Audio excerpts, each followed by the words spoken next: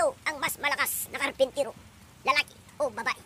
Sagot ng karamihan, siyempre mga lalaki. Sa kabilang dako, umaapila ang mga kababayan. Sabi nila, kami ang mas malakas. Bakit kamo? Nakapagpapatayo kahit walang pako. Nakapagpapatigas kahit walang siminto. Noong kalakasan ng kampanya kontra sa illegal na droga, may marijuana na nakita sa satellite ng mga taga-ahensya ng PDEA. Ngunit ito'y hindi malinaw dahil ito'y nakahalo sa mga iba't ibang pananim. Kaya't minabuti na lang nila napuntahan ito ng manual. At yun nga ay narating nila ang kanilang target. Sakto naman na sumalubong sa kanila ang may-ari ng lupa. Nagbigay sila ng paggalang at pinakita ang kanilang search warrant. Wala namang problema sa may-ari ng malawak na taniman. Ngunit may kaisa-isa siyang bilin na doon sa may kubo na yun. Wag na wag yung pupuntahan yun. Wag na wag kayong lalapit doon. At yun nga, parang pumasok sa isipan ng mga taga-PDEA na parang yun, matutumbok na nila ang kanilang suspitsa.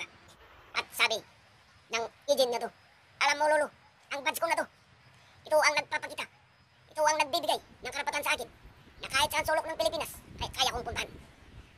Ngumiti naman si Lolo at sabi, napakayawagan naman pala ng badge na yun. At yun nga, ay lumakad na sila. Maya't maya, mga 15 minutes, may kumakaripas ng takbo, sumisigaw, tulong, tulong! Nang makita ni Lolo, siya na ay hinahabol ng kanyang malaking alagang pitbull. Ngumiti na lang si Lolo at sabi, yung badge mo, pakita mo ang badge mo. Mayroong isang manlalakbay na gustong marating ang basement ng bundok Himalayas. Ngunit sa kasawiyang palad, siya pala ay minalas sa daan. Nakita naman niya ang kanyang weather forecast ay okay ang lahat. Ngunit sa kalagitnaan ng biyahe, ang kalsada ay nalubog sa tubig. Nakita niya ay wala ng ibang dumadaan. Sakto na may nag-aararo sa gilid ng kalsada. Natanong niya ito, Lolo, malalim ba o mababaw lang ang tubig na ito dito sa kalsada? Sagot naman ni Lolo, okay lang yan, mababaw lang yan. At yung nga, naglakas ng loob itong manlalakbay na suungin ang tubig sa kalsada. Ngunit sa kalagitnaan ay palubog ng palubog, kaya't minabuti na lang niya na siya ay lumabas sa kanyang sasakyan. Nung siya ay nasa patad na, pinuntahan niya ang matandang nag-aararo at sinigawan ito ng pagalit. Lolo, bakit sabi mo mababaw lang ang tubig na yun? Hindi naman pala. Tumingala si Lolo at sabi, ganun ba? Eh kanina kasi nakita ko ang mga pato dyan. Hindi sila nalulunod. Naglalakad sila. Ang tubig hanggang dito lang.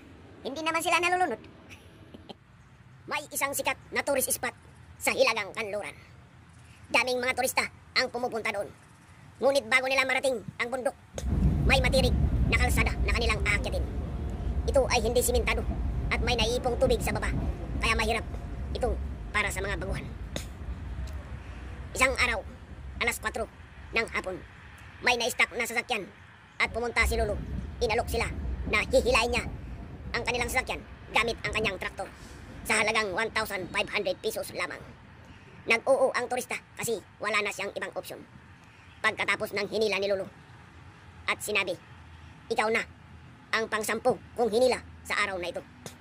Nagulat na lang ang turista at tanong kay Lolo, anong oras? Di sa gabi na pala kayo nag-aararo sa inyong mga pananiman.